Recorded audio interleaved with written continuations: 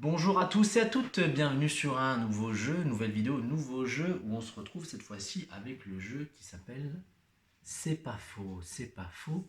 Qu'est-ce que ça veut dire c'est pas faux?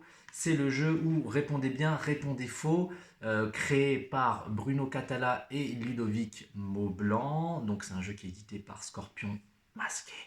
Et donc dans ce jeu, vous pouvez jouer, ça se joue à partir de 3 joueurs jusqu'à 10 maximum pour des parties qui durent à peu près une bonne vingtaine de minutes et à partir de 10 ans à peu près. Vous allez voir pourquoi il faut quand même une petite culture générale mais sans non plus, trop pousser le bouchon un peu trop loin. Euh, en quoi consiste le jeu? C'est très simple. Vous avez un paquet de cartes qui est ici, d'accord. Vous les avez dans votre main gauche, d'accord, sur leur côté verso, d'accord, donc face cachée. Et vous en tournez une. Donc déjà ça se joue à 3 parce qu'il y aura ce qu'on appelle un lecteur, donc celui qui va lire les questions, parce qu'en fait le lecteur va retourner la carte ici, va choisir une des questions qui sont là et va la lire aux deux autres. Donc ces deux autres-là vont écouter la question et vont devoir répondre. Mais comment ils vont devoir y répondre? Ils vont devoir y répondre lorsque de la façon, la bonne réponse, ça sera ce qui va être indiqué par la carte suivante. D'accord? Donc je vais vous expliquer. Hop, petite démonstration. Alors, si je suis lecteur, mon but, ça va être de vous lire les questions. D'accord? À chaque fois, le lecteur change toutes les 5 questions. Donc là, le lecteur qui est désigné va lire 5 questions. À chaque fois, les deux personnes qui vont écouter vont devoir répondre à la question. Et ensuite, ça va tourner. Ça va être une autre personne, la personne qui est à gauche du lecteur, va lire 5 questions. Et ensuite, ça sera 5 questions pour l'autre personne. D'accord? Comment ça va se passer? Je suis lecteur, imaginons qu'il y a un joueur A et B devant moi. Je prends la carte, je vais lire une question. La question, par exemple, la première question, c'est quel pays d'Europe a fondé la Nouvelle-France? Voilà. Ou quel est le mont le plus haut sur Terre? Ou quel végétal fait les colliers hawaïens? D'accord? De quel végétal sont faits les colliers hawaïens? D'accord? Donc ça peut être des questions qui vont avoir pour réponse des couleurs, des valeurs, des quantités, d'accord, de toutes sortes. Et lorsque je pose ma question, je montre à mes deux camarades la réponse convenable. D'accord? Donc on a deux types de réponses qui peuvent être convenables.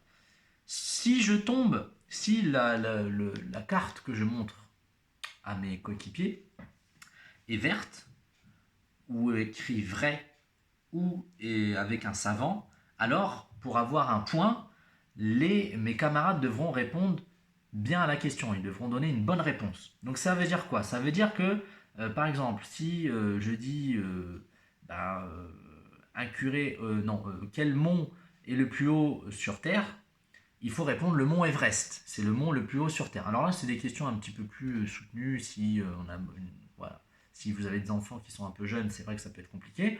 Donc si la bonne réponse, la réponse convenable, c'est le mont Everest, puisque là, la réponse qui est attendue, c'est une réponse vraie, verte, avec le savant. Toutes ces trois-là indiquent qu'il faut répondre bien à la question pour avoir le point. Et la personne qui répond le plus vite en premier, le mont Everest, eh bien, il gagne la carte, il aura donc un point. D'accord? Si par contre, lorsque je prends une question, et par contre cette fois-ci, on se retrouve je leur montre ce schéma-là, faux, soit le rouge, soit le cancre. Donc je leur dis attention, toujours la même question, on va prendre quel est le mont le plus haut sur Terre? Il faut impérativement qu'ils me répondent une question fausse pour avoir le point. D'accord?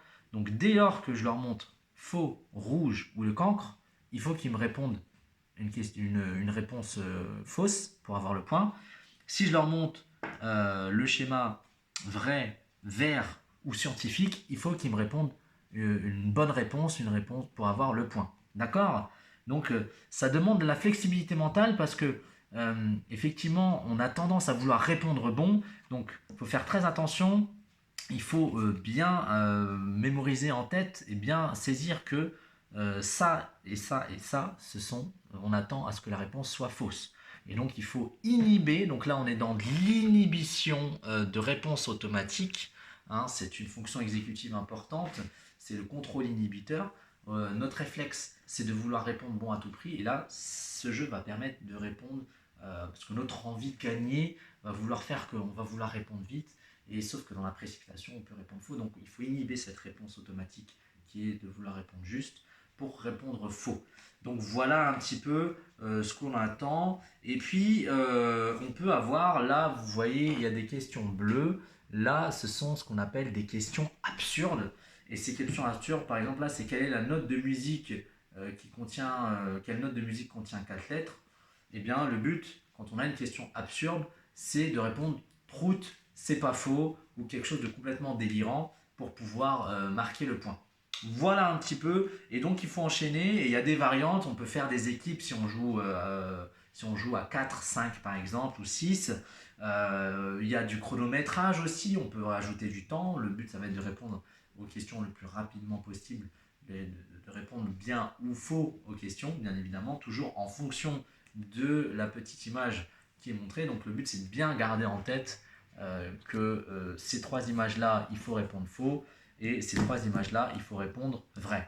Voilà, donc je trouve ce jeu assez sympathique pour passer une bonne soirée, bonne ambiance, et puis pour aider les enfants aussi qui ont des difficultés à inhiber leur comportement, qui ont tendance à être un peu trop volatiles, à vouloir justement aller trop vite, à se précipiter, à être impulsif. Là, ça leur permet de se poser. Donc voilà, c'est pas faux de Bruno Catala et Ludovic Maublanc, édité par Scorpion Masqué. On a terminé et je vous retrouve à une prochaine pour un nouveau jeu. À très vite. Ciao, ciao.